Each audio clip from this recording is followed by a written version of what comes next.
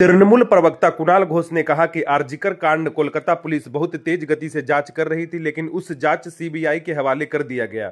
CBI बहुत अच्छे तरीके से इस केस में जांच नहीं कर पाई। स्पष्टता न्यूज पर सुनिए कुणाल घोष ने क्या कहा। অভয়ার বাবা মার প্রতি পূর্ণ সম্মান সহমর্মিতা জানিও আবারও বলবো, এই যে খবরগুলো আসছে না, তারা পুনরায় বিচার পুনরায় তদন্ত চাইছে। মানে কি, কলকাতা পুলিশ আপনারা চাইলেন, তারপর সিবিআই এসে দেখা গেল কলকাতা পুলিশের তদন্ত ঠিকভাবে চলছিল। আপনারা পুলিশ মানবেন না, আপনারা সিবিআই মানবেন না, আপনারা ট্রায়াল কোর্ট মানবেন না, আপনারা সুপ্রিম কোর্ট মানবেন না। সুপ্রিম কোর্টেও তো আপনাদের আইনজীবীরা ছিলেন, কখনো বিকাশ ভট্টাচার্য, কখনো বৃন্দা গ্রোভার, নামি নামি সব আইনজীবীদের কথা আপনারা বলছিলেন। এখন আবার বলছেন নতুন করে তদন্ত, নতুন করে।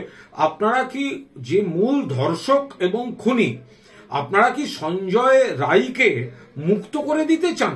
তার শাস্তিটাকে ডায়ালুট করে দিতে চান? আপনারা এই নতুন তদন্ত একটা কাল্পনিক একটা বিষয়, বিরোধীরা যেগুলো বিভ্রান্তি ছড়াতে বলছে সেইগুলোকে আপনারা নিজেরা নিজেদের মুখে বসিয়ে বিরোধীদের রাজনৈতিক স্বার্থ চরিতার্থ করছেন কেন? আপনাদের মেয়ের ওপর যে অত্যাচার হয়েছে তার অপরাধীকে কলকাতা পুলিশ ধরেছে, সিবিআই তদন্ত করেছে, শাস্তি হয়েছে। তার বদলে আপনারা যেটা করছেন, আপনাদের বক্তব্য বিবৃতি সকাল বিকেল বদলায় কেন? এই জিনিসটা আপনারা করছেন, দয়া করে বিবেচনা করে দেখবেন।